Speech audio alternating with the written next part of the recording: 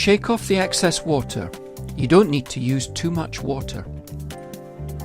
Mop the whole window, missing the frame slightly by a couple of millimeters so as not to get water all over the frames, and this will minimize detailing left to do. The idea is to get as close to the frame as possible without wetting the frame. The blade will carry the water over this slight gap, but be careful not to leave more than a few millimeters, otherwise the result will suffer, especially if the windows are very dirty. One pass of the mop is generally sufficient. Develop an eye for recognizing when windows are a little more dirty and need more of a scrub. Hold the squeegee handle lightly in the center of your palm. Start by cutting into the top corner. Keep the squeegee moving as you move it to the opposite corner, again at an angle. Guide the blade with your thumb and forefinger and keep your wrist relaxed to allow free movement as you turn the blade.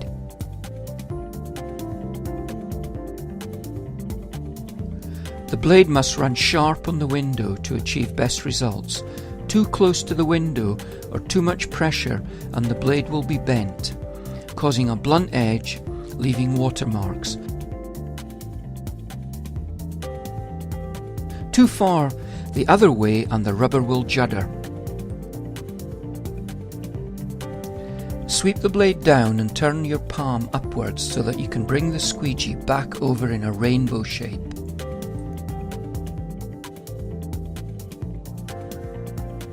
Make sure you bring it up high enough to be above the water on the window. Continue making these sweeping rainbow shapes until you finish at the bottom. Try to finish with the blade at the bottom edge so that the water runs off at the bottom rather than the sides so as to minimize detailing.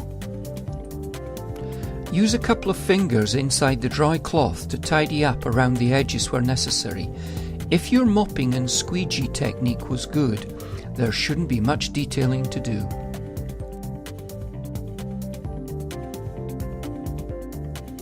If you're just starting, keep practicing this with a 12-inch squeegee until you have the hang of it.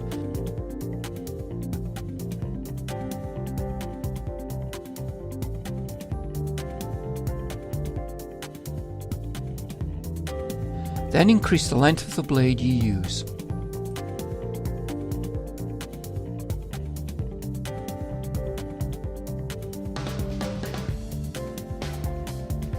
Once you've mastered this technique, you could speed things up by employing both hands as you work.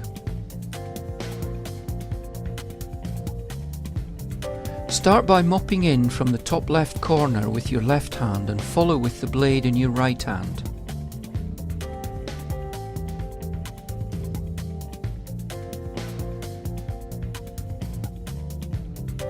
Rather than trying to keep the tools together, allow the mop to go ahead of the blade.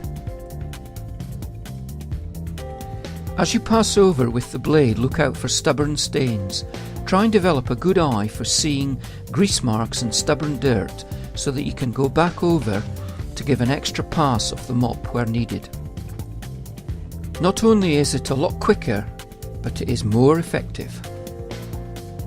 Usually window cleaning in the sun on a hot day is difficult because water will start to evaporate quickly on the windows.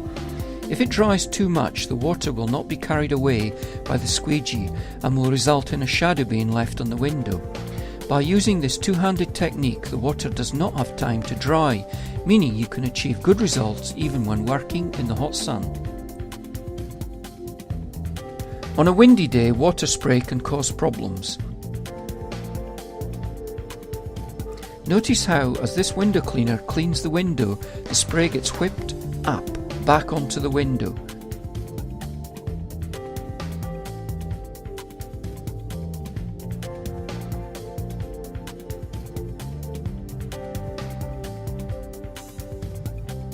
Now watch, as he works in the same direction as the wind, the spray lands on the part of the window that he is about to clean. Obviously on a day like this, the less water the better, so the two-handed technique is helpful once again.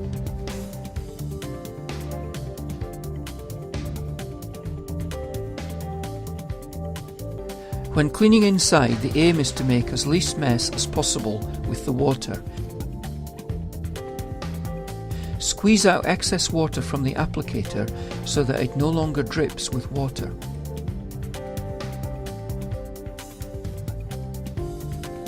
The two-handed technique of mopping and blading at the same time is useful again here. This time though, try to keep the applicator under the falling water as you blade to catch the drips. Not only does this reduce the mess, but since the mop catches the water, the applicator will stay wet, but not too wet, for a long time. Rather than dipping the applicator in a bucket to re-wet it, which can be messy, use a spray bottle held in a bottle holder pouch like this. The solution can be sprayed directly onto the applicator.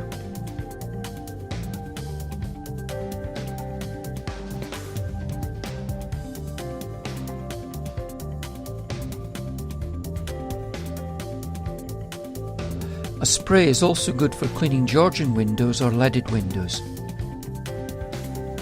Use two cloths, a damp cloth to work in the solution and a dry cloth to polish the window. Another alternative is to dab the windows with the end of the mop, and then use the two cloths to finish.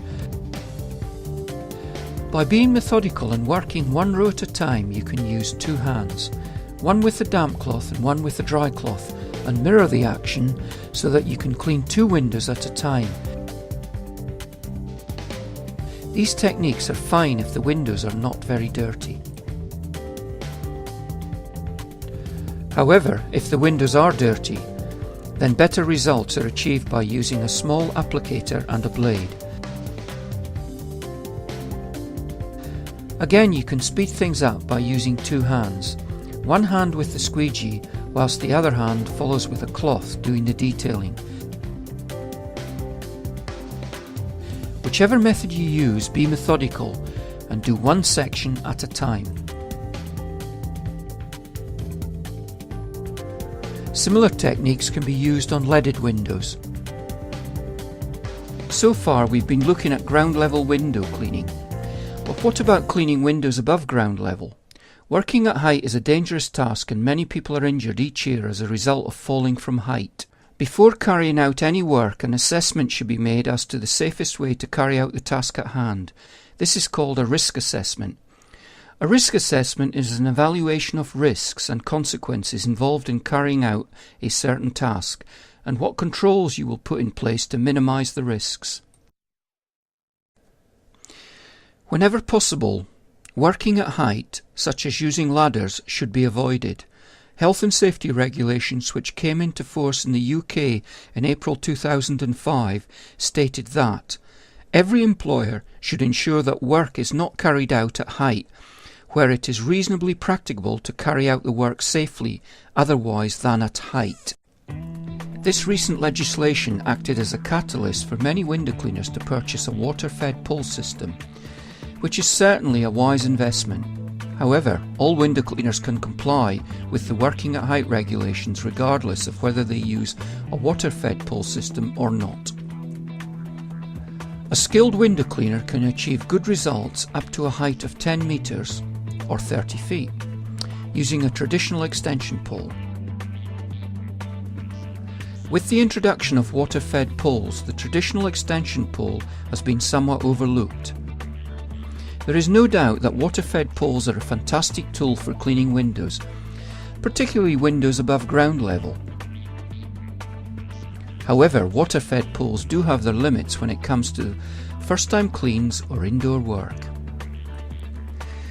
If you are skilled in the use of an extension pole, there may be times when using traditional methods may even be quicker at how to clean windows using traditional extension poles.